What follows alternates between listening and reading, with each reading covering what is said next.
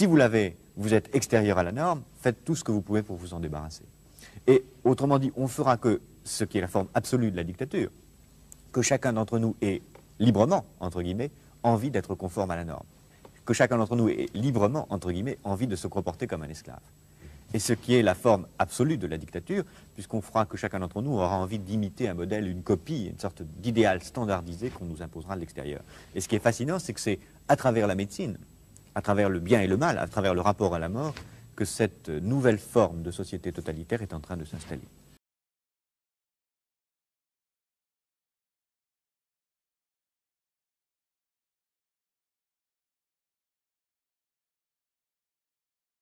Il y a un grand qui te dit que l'homme produit par l'homme n'est plus l'homme, mais il est une machine. Qu'un homme produit par l'homme n'est plus un homme. Oui, exactement. Il est une machine, puisqu'il est façonné. Donc, c'est ça où le glissement est fascinant. Progrès par progrès, pour sauver chaque homme, on prépare les conditions d'un homme qui est produit par l'homme qui n'est plus un homme. Alors,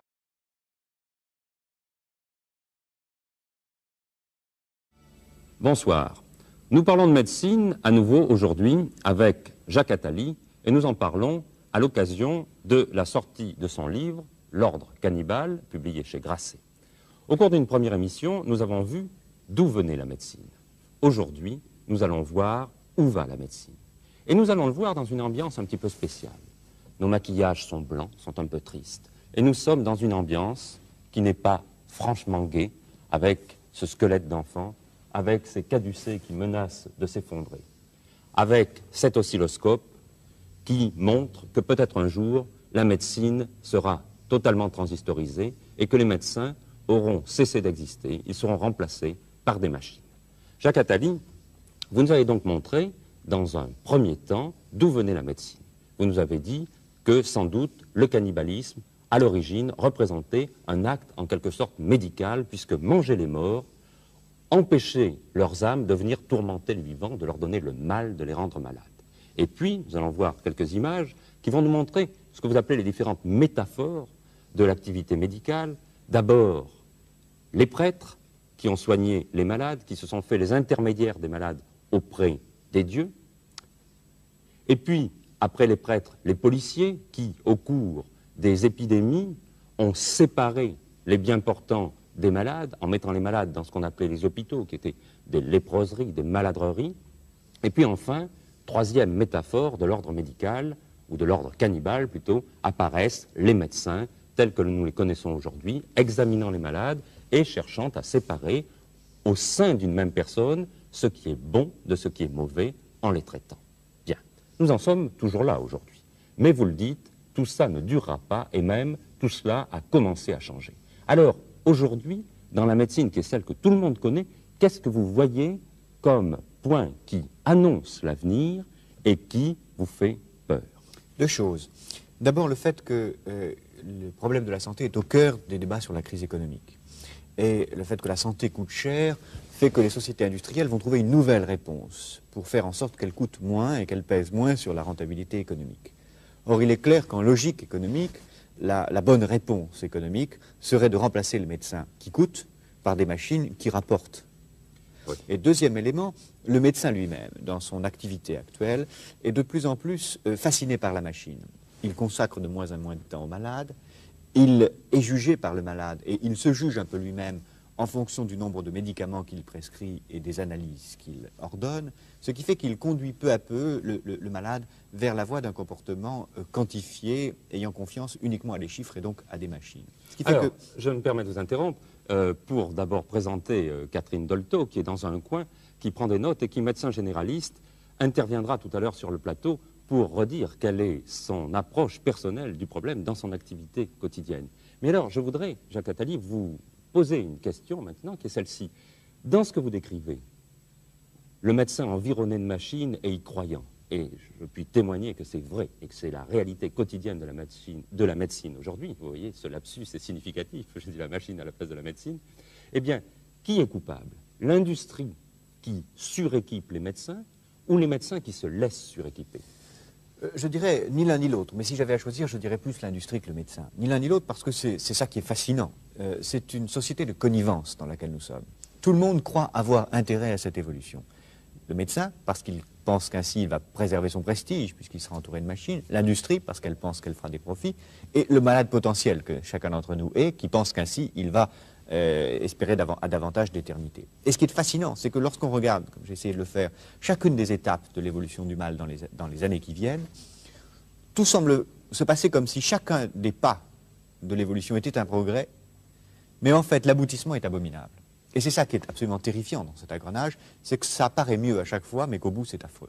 Oui, vous me faites penser à l'expression qui dit nous allons au bord du gouffre, mais je vais vous faire un grand pas en avant. Voilà. C'est un petit peu ce qui risque de se produire. C'est quelque chose comme cela. Ce qui est frappant, c'est que il me semble que cette évolution de la médecine vers sa mort, et au fond elle est mortelle peut-être parce qu'elle est née un jour et qu'elle n'est pas éternelle, se passe en 3 étapes, qui sont déjà présentes dans notre vie quotidienne, mais qui me semblent s'organiser l'une après l'autre.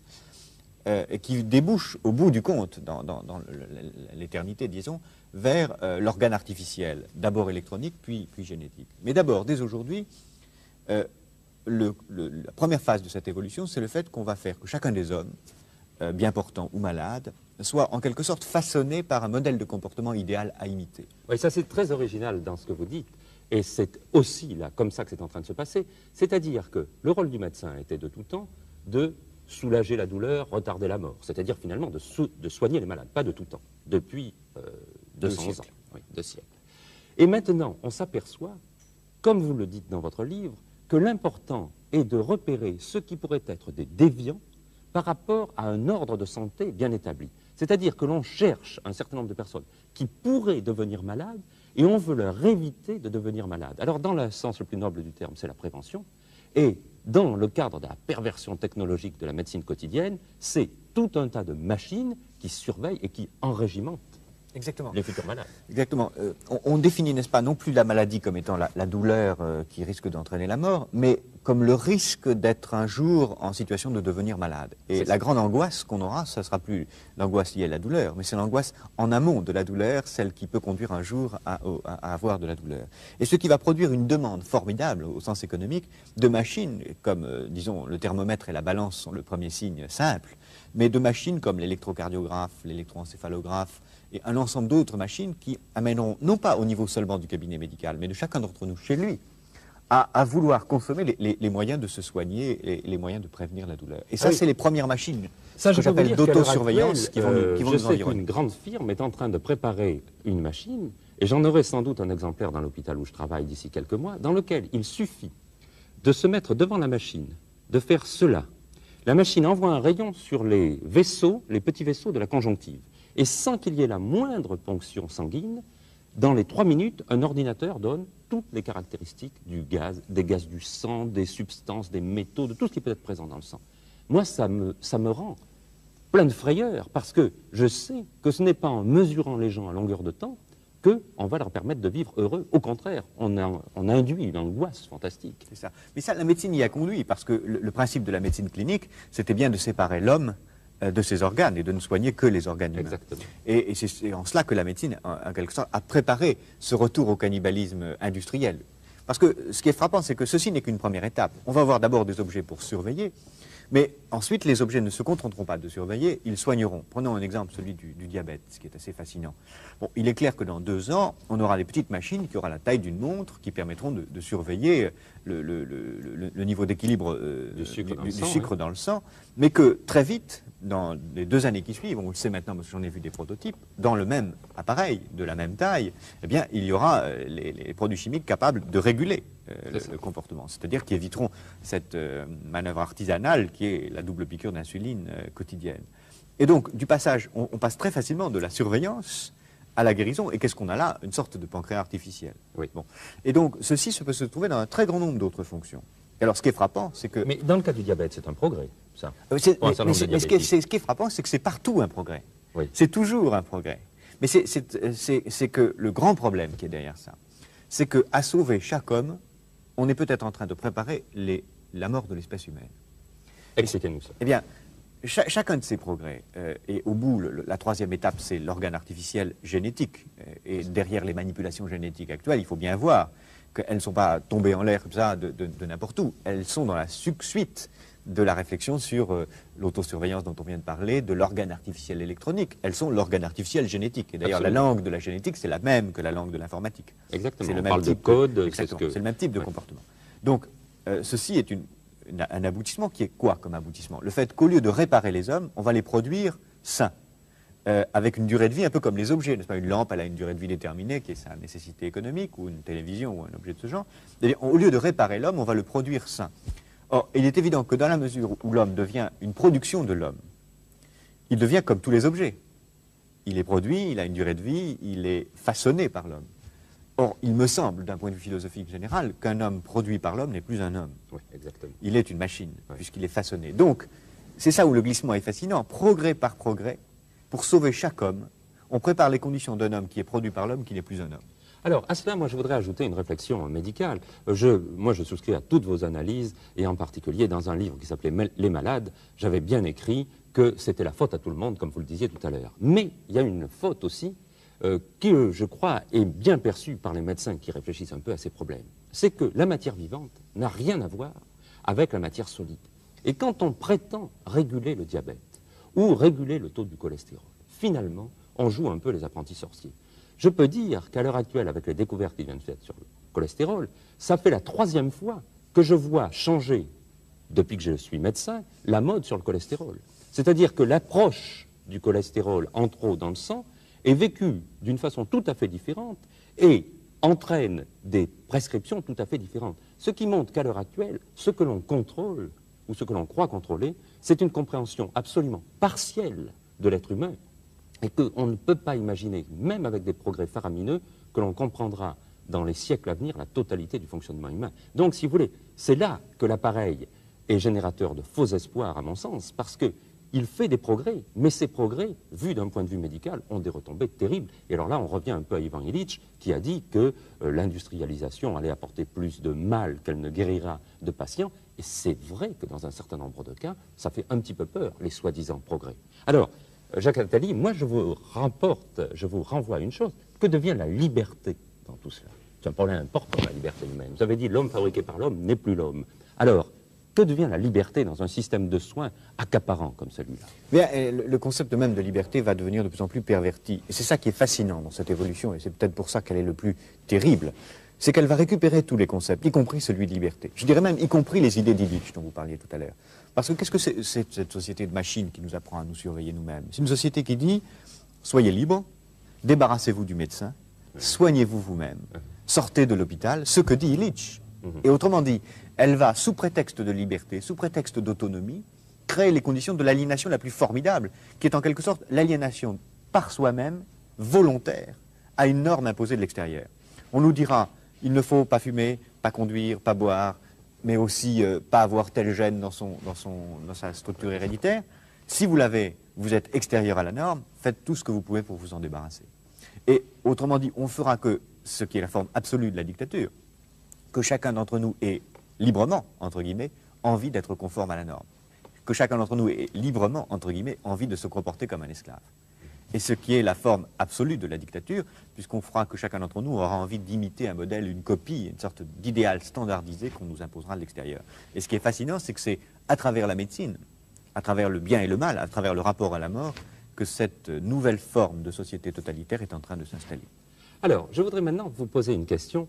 René Dubos, avec lequel j'ai écrit un livre récemment, qui est l'inventeur des antibiotiques, un très grand penseur sur les sciences humaines, sur la place de l'homme dans la société, et qui s'intéresse beaucoup au problème de l'adaptation, et qui dit, lorsque l'on coupe une branche à un arbre, la branche ne repousse pas, mais l'arbre redistribue ses branches pour que tout marche bien. Et il disait, je n'ai pas retranscrit fidèlement la phrase, je l'ai un petit peu modifiée, mais il m'a dit, pendant que nous faisions le livre, l'avenir de la médecine, ce n'est pas d'inventer un machin qui permette de remplacer un organe défaillant, c'est d'apprendre à l'organisme à fonctionner sans cet organe lésé. Ça va bien entendu tout à fait à contre-courant de tout ce qui se passe, mais je me demande aussi si les progrès biologiques ne peuvent pas faire que tout d'un coup, on apprenne à mieux utiliser les potentialités qui sont énormes de l'organisme et qu'on ne peut pas, par le progrès scientifique, renvoyer un petit peu à l'extérieur la technologie, les appareils. Pensez-vous que ce soit possible? Je pense que c'est véritablement le grand choix de société que la médecine masque. enfin disons qu'elle dévoile plutôt. C'est d'un côté une société industrielle technologique qui à chaque problème trouve une solution qui est une machine, n'est-ce pas? Pour prendre un exemple simple, à l'alcoolisme, on trouvera comme réponse la greffe du foie ou le foie artificiel plutôt que de s'intéresser aux raisons sociales pour lesquelles l'alcoolisme se développe. Et un autre type de solution qui serait de s'intéresser aux causes fondamentales et de faire en sorte d'accepter les hommes dans leur diversité. D'accepter que chacun ne soit différent de l'autre et qu'au fond, chacun pense pour lui-même ce qui est la définition de son état normal et anormal. L'équation que l'on prend souvent pour les hommes en disant 1 égale 1, c'est-à-dire un homme égale n'importe quel homme, vous paraît donc quelque chose de tout à fait rejetable. Il faut bien comprendre que les concepts ne sont pas simples. L'égalité, si elle est uniformité, est haïssable. Par contre, l'égalité comme canal d'accès au droit à la différence est nécessaire. Voilà. Très bien.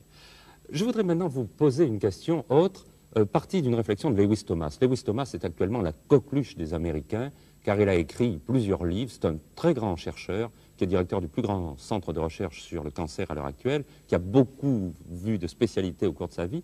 Il a écrit un livre qui existe en français qui s'appelle Le bal des cellules. Et dans une de ses réflexions, il dit ceci. Il dit finalement, il y a 3 types de médecine. Il y a la médecine d'assistance pure, qui concerne le médecin qui s'occupe de ses malades et qui prend en charge leur angoisse. Bien. Ensuite, il y a la médecine qui fait appel à la technologie, la médecine intermédiaire. Ou alors là, plus on fait de médecine, plus ça coûte cher. Et elle est généralement peu utile, car elle ne fait que retarder les choses ou les améliorer. Puis il dit, il y a la médecine de très haute technologie, qui est par exemple la vaccination. Et il dit, lorsque la médecine arrive au point de perfection, elle est extraordinairement peu coûteuse et elle peut être appliquée à tout le monde. Alors, moi je vous pose la question, dans l'évolution de la médecine, est-ce qu'il ne faudrait pas un peu décourager les médecins et expliquer au public que finalement dépenser des centaines de milliards pour prolonger quelques malheureux qui souffrent horriblement, ce n'est peut-être pas cela, et que peut-être avec les crédits de la santé, il y a mieux à faire que cette débauche d'appareils et de technologies finalement relativement peu utiles.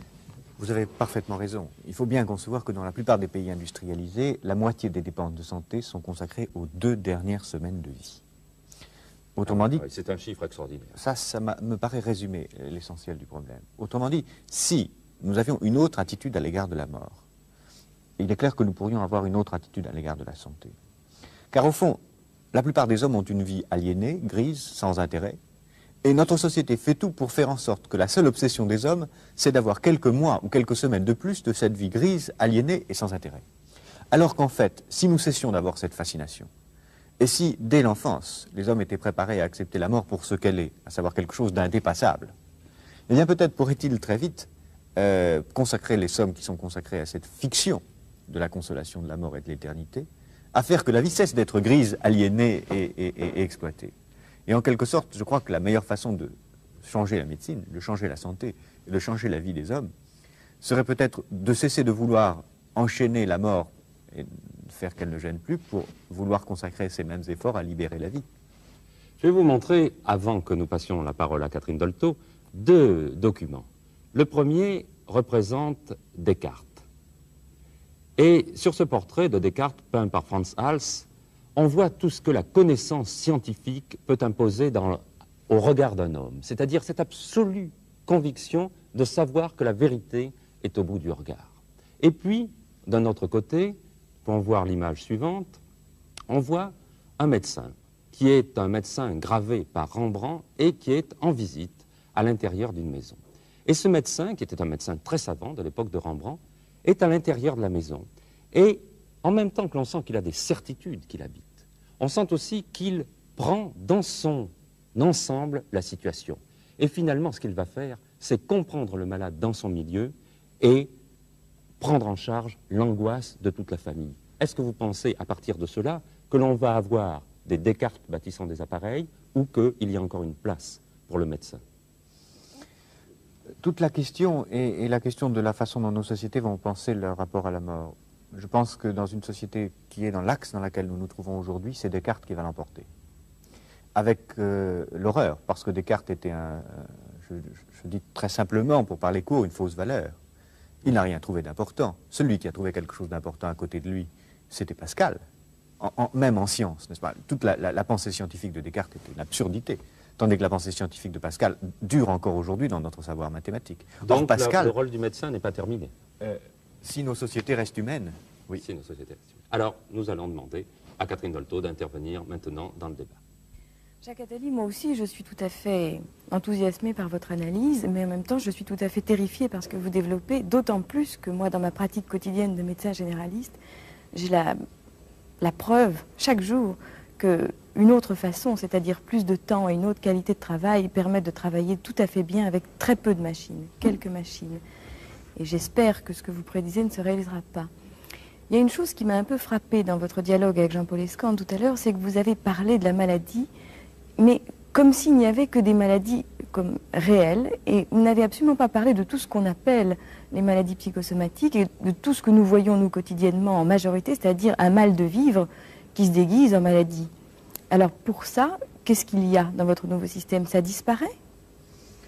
D'abord, n'est-ce pas, pour être clair, ce que j'annonce n'est pas du tout ce que je souhaite. C'est ce que je crois à peu près inévitable dans l'évolution industrielle. Et la seule façon d'éviter que ça ait lieu serait que se renforce complètement un système de pouvoir qui voudrait lutter contre cette société industrielle. Donc c'est véritablement en termes de rapport de pouvoir que les choses se passent. Pour ce que vous appelez les maladies psychosomatiques, la société industrielle aura aussi des réponses, qui consisteront certainement aussi, là encore, à faire sortir ce type de maladie du cabinet du médecin, soit par des drogues. Et quand on voit les prospectives technologiques que j'ai vues et analysées en détail des grands laboratoires pharmaceutiques, on se rend compte que l'essentiel des marchés sur lesquels ils travaillent sont les marchés de l'angoisse, de la peur. C'est l'essentiel des marchés des maladies psychosomatiques. Nous allons vers une société complètement terralénisée, c'est-à-dire où se développera plus encore qu'aujourd'hui l'habitude de la drogue. Au-delà de cela, il existe une potentialité de machines électroniques rendant compte et pouvant satisfaire ce type de maladie, soit réellement par des machines de diagnostic psychanalytique qui dialogueront avec le malade potentiel, qui permettront de se substituer au médecin dans le dialogue en y consacrant du temps, soit des machines même dont j'ai vu l'esquisse, qui sont des machines qui électroniquement jouent le rôle de la drogue, c'est-à-dire se brancheront sur les centres nerveux du plaisir ou de la douleur, pour créer les conditions d'une sérénité, d'une angoisse programmée, ou même de la jonction de l'un et l'autre, car il est bien connu en art, comme en maîtrise des foules, que la meilleure façon de créer du plaisir, c'est de le faire précéder d'une douleur. Et il y a là toute une société qui se prépare industrielle, qui prendra à son compte les maladies psychosomatiques, et qui fera en sorte que cette peur-là aussi soit satisfaite par un objet vendu en grande série. Mais alors, à vous entendre, on dirait que le progrès irait vers une société qui annulerait le problème de l'angoisse, qui dominerait le problème de l'angoisse. Par une société qui répondrait à l'angoisse comme à chacune de ses autres peurs par un objet vendu sur le marché. Prenez le problème de la propreté, par exemple. La propreté est un phénomène très récent, la peur de la saleté. C'est une notion qui apparaît seulement vers les années 20. La saleté est quelque chose de méprisable à partir des années 20. Et il se trouve simplement que vers les années 35-40, on invente la machine à laver. Ce n'est pas la seule solution au problème de la saleté, à la peur de la saleté et à l'angoisse du fait d'être sale. Il se trouve que c'est la principale réponse que la société lui a donnée. Et puis je pense que pour l'angoisse, ça va fonctionner de la même façon. À l'égard de l'angoisse, la société industrielle produit une peur et en même temps une façon de rassurer devant la peur. C'est toujours comme ça qu'une société fonctionne. Une société d'ailleurs ne peut durer que si elle est capable de produire en même temps la réponse, en même temps que le problème. Le problème, c'est l'angoisse. La solution, ça va être les drogues, les machines à consoler, et ensuite les machines à produire du plaisir. Nous allons vers une société en quelque sorte masturbatoire, si je peux employer un mot aussi excessif, c'est-à-dire qui va donner à chacun la possibilité d'un plaisir totalement individuel avec des objets industriels. Oui, vous avez dit tout à l'heure que la médecine n'était peut-être pas éternelle. Alors, est-ce que vous voulez dire que ce sont les médecins qui ne sont pas éternels, c'est-à-dire que quand les gens se sentiront malades, ils iront dans un endroit où il y aura des machines pour les aider, ou est-ce que c'est la médecine elle-même, c'est-à-dire le fait de, quand on est malade, on se soigne, qui disparaîtrait? Non. Je pense que le rapport au mal va être éternel et que les médecins eux-mêmes vont être éternels. Simplement, le rapport du malade à la maladie ne passera plus directement par le médecin. Les médecins seront, comme dans une activité industrielle comme les autres, en partie dans les entreprises industrielles qui produiront ces machines, en partie producteurs de ces machines. On les verra à la télévision vanter les brevets de ces machines, un peu comme les chanteurs viennent chanter à la télévision pour vendre des disques. eh bien, les grands professeurs viendront à la télévision pour parler de leur qualité, mais en fait pour vendre les machines qui porteront leur nom. Et puis il y aura des distributeurs, des médecins de base qui seront distributeurs, qui conseilleront l'achat de telle ou telle machine. Et les gens auront les machines chez eux. C'est très important. C'est que les machines, on n'ira pas les consulter quelque part. Elles seront tellement miniaturisées qu'on les aura chez soi et qu'on passera son temps à être tellement angoissé qu'on les utilisera. Et donc les médecins, le mot médecin disparaîtra à mon avis pour une catégorie très générale, bio-ingénieur, mais qui ira de l'OS jusqu'à l'inventeur et au PDG. Mais de façon extrêmement banale, comme l'est aujourd'hui l'industrie de l'automobile ou celle du disque. Justement, les machines. Dans votre livre, et puis tout à l'heure, vous avez parlé de prothèses.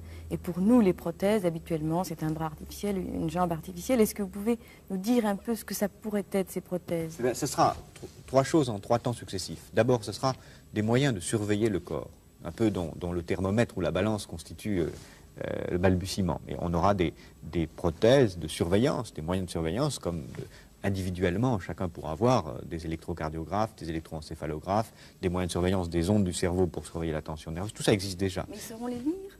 Mais c'est très facile. Il suffira d'une programmation qui est déjà faite d'ordinateur pour donner une lecture au moins aussi correcte que la plupart des raisonnements simples qu'on peut faire sur ce type d'appareil. On en aura d'autres pour surveiller la tension artérielle, le rythme cardiaque et le comparer aux paramètres normalisés. Et justement, comme ça conduit à une comparaison à des paramètres normalisés, ça conduit peu à peu à des prothèses plus complexes qui sont des prothèses de régulation, c'est-à-dire des organes artificiels, comme on parlait tout à l'heure à propos du pancréas, ou comme le pacemaker est le premier exemple, qui est une prothèse artificielle d'une certaine fonction du cœur. Et puis on pourra aller encore plus loin, et c'est la 3e étape avec la génétique, qui donnera des prothèses vivantes. Et c'est ça qui est fascinant, c'est que la vie produite artificiellement devient une prothèse elle-même. Vous avez l'air de donner une place négative à la prévention. Non. Je ne donne pas une place négative. J'ai le sentiment que la prévention est absolument fondamentale. Il est certain que c'est là que se situe le cœur de la réduction des dépenses de santé. Mais il y a plusieurs façons de répondre au problème de la prévention. Une première serait de transformer radicalement notre mode de vie, de faire en sorte que nous n'ayons plus la possibilité de créer par les transports ou par le logement, par les rapports de pouvoir dans nos sociétés, un mode de vie pathogène. Mais la seconde, c'est de développer la prévention en disant soignez-vous vous-même, surveillez-vous vous-même, et en développant une telle angoisse qu'on ne fasse par la prévention que développer un formidable marché pour ces objets-là, et non pas transformer la société. Bien, eh bien écoutez, je crois que nous arrivons maintenant au terme de cette émission. Je dois dire que l'analyse de Jacques Attali ne doit pas être vue comme un pessimisme voulu, mais comme l'analyse objective de ce qui est en train de se mettre en place. Cela dit, l'histoire nous prouve que les hommes, toujours, savent s'adapter, et qu'avant de faire le dernier pas au bord du précipice, ils reculent, attendent et se mettent à l'abri. Espérons que cela sera, et remercions Jacques Attali de nous avoir donné cette analyse qui nous permettra de faire le pas en arrière au moment où il le faut. Bonsoir, merci.